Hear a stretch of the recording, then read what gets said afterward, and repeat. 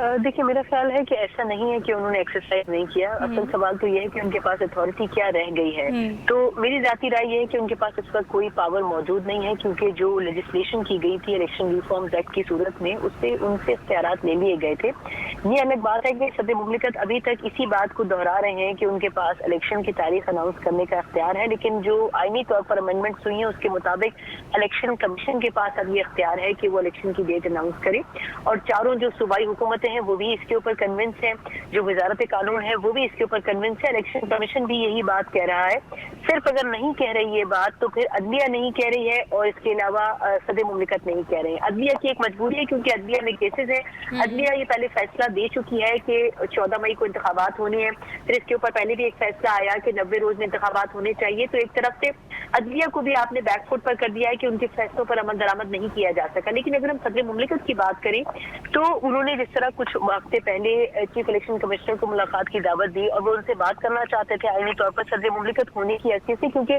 जो बार बार वो जवाब फराहम कर रहे हैं वो ये है कि क्योंकि उन्होंने वजीर आजम की एडवाइस के ऊपर असेंबली डिसॉल्व की, तो अब उनकी आईनी जिम्मेदारी है कि वो इलेक्शन की डेट दें, और उसके लिए वो आर्टिकल 48(5) का हवाला बार बार दे रहे हैं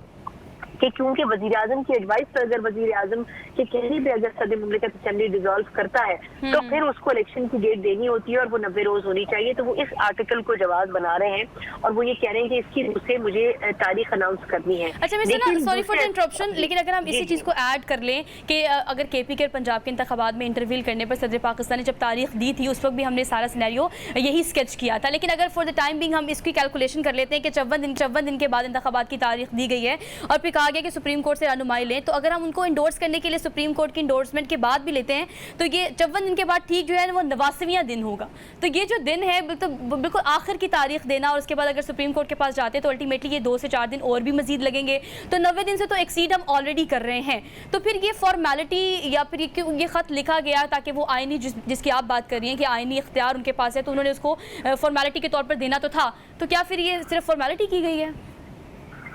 नहीं, फॉर्मेलिटी इन अ सेंस कि वो पीटीआई से अपनी मोहब्बत और एफिलिएशन शो करना चाहते हैं। जिस तरह मैंने पहले बात की थी कि उनको खुद भी पता है, जब उन्होंने पिछले इस एक हफ्ते में वजारत कानून से कंसल्टेशन की, सूबाई वजारतों से कंसल्टेशन की, तो उनको हर तरफ से नो का जवाब मिला। तो उसके बाद उनको पता था कि उनके पास इख्तियार मौजूद नहीं है। लेकिन जब पाकिस्तान तहरीक इंसाफ ने उनको खत लिखा और उनसे डिमांड की, खासतौर पर पीटीआई चेयरमैन ने, कि आप हर सूरत में इलेक्शन की डेट दें, तो जब उनको ये मालूम था कि वो डेट अनाउंस नहीं कर सकते, तो उन्होंने रिकमेंड किया है कि मेरी ये राय है कि इंतखाबात 90 रोज में आईनी तौर पर होना चाहिए। उनका अगर आप वो लेटर पढ़ें तो उन्होंने उसमें कोई फैसला नहीं दिया, उन्होंने कहा कि जी मेरी राय है कि आईनी तौर पर ये होना चाहिए, और उसके लिए उन्होंने जवाब फराहम किया है। जहां तक 90 रोज की बात है, तो 90 रोज को इसलिए बार बार या 89 रोज को इसलिए कोट किया जा रहा है क्योंकि आईनी तौर पर आपको 3 महीनों में इंतखाबात कराने होते हैं, लेकिन प्रैक्टिकल ग्राउंड के ऊपर ये पॉसिबल ही नहीं है कि आप 90 रोज में इंतखाबात कराएं। इलेक्शन कमीशन का मसला ये है कि इलेक्शन कमीशन एक क्लियर डेट इलेक्शन की नहीं दे पा रहा। अगर वो दे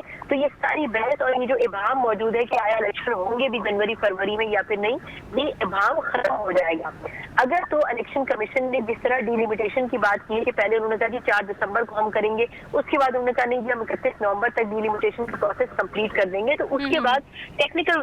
तौर पर तकरीबन 60 रोज या 56 रोज चाहिए होते हैं इलेक्शन की तैयारी करवाने के लिए भी और सियासी जमातों को पॉलिटिकल गैदरिंग्स के लिए भी। तो आई थिंक उसके हिसाब से अगर हम देखें तो दिसंबर और जनवरी का महीना होगा, और हम मैक्सिमम मिड ऑफ फरवरी में इंतखाबात देख रहे हैं। मैक्सिमम मिड ऑफ फरवरी में। All right miss Sana Mirza, thank you so much.